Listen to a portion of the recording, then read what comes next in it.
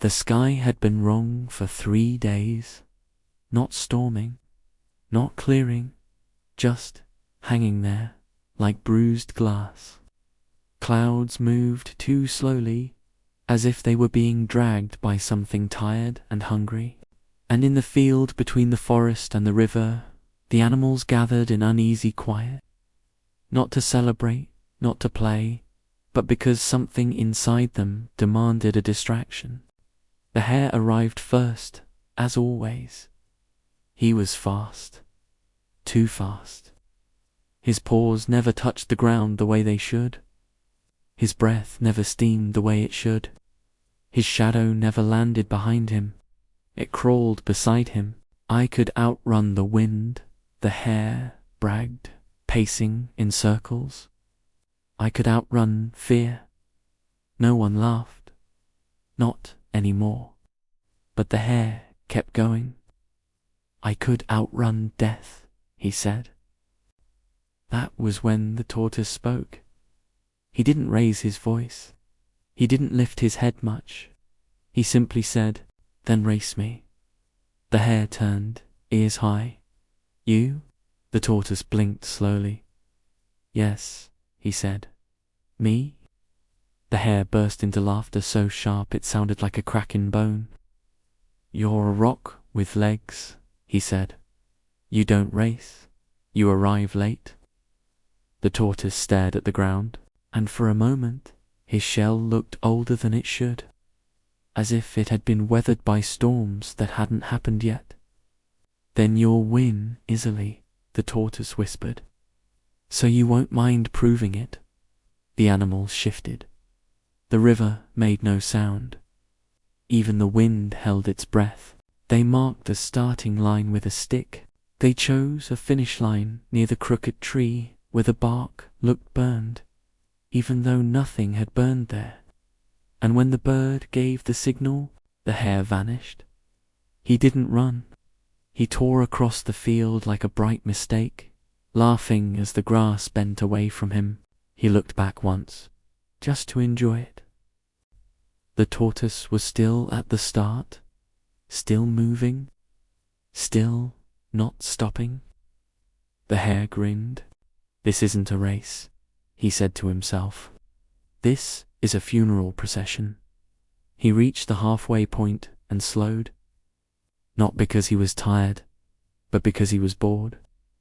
He looked up at the sky. The clouds were thick and low, like the underside of a lid. He swallowed. Then he forced a laugh. "I have time," he said. So he stepped into the shadow of the crooked tree and laid down. At first, it felt normal, warm earth, quiet air, a soft hum in the distance like insects or faraway thunder. But the hum didn't fade. It grew, a slow vibration that settled into his bones. The hare's eyelids drooped, his breathing deepened, and the moment he slept, his shadow sat up. It stretched longer than his body. It lifted its head like a creature sniffing the air, and it smiled. The tortoise kept walking. Step, step, step.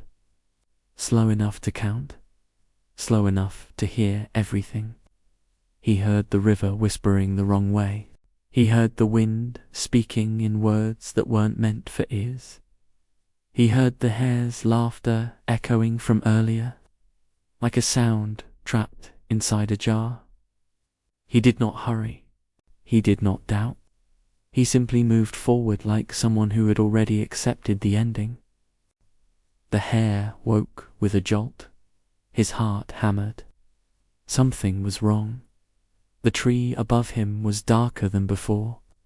The field looked longer. The finish line looked farther away.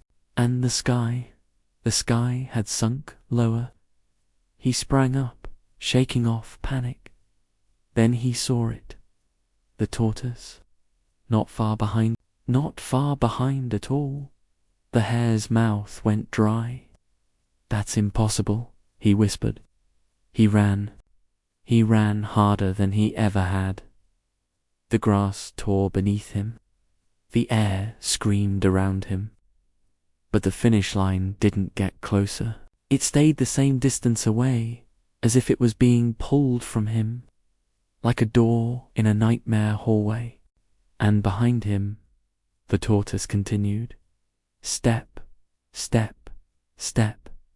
The hare pushed until his lungs burned, until his legs trembled, until his heartbeat sounded like claws on wood. He screamed in frustration, but the sound came out wrong, thin, distant, almost not his. And then the tortoise reached the finish line.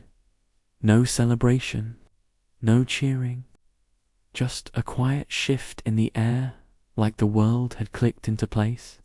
The tortoise stopped. He lifted his head, and for the first time, he looked directly at the hare. His eyes were calm, not proud, not cruel, just certain. The hare stumbled forward, panting. I am faster, he choked. I'm supposed to win. The tortoise blinked. Speed is loud, he said. Then he looked up at the bruised sky. But the sky doesn't care about loud. The hare's shadow stretched behind him. It was too long, too tall, and it moved a half-second slower than he did, like it was learning him. The tortoise took one final step away from the line and spoke softly, like a warning meant for the grass itself. Slow is not weak. He paused. Slow is patient. Then he turned and began walking back toward the forest. Step, step, step. And the hare stood alone beneath the crooked tree, realizing far too late that the race had never been about winning. It had been about who could keep moving when the world tried to make them stop.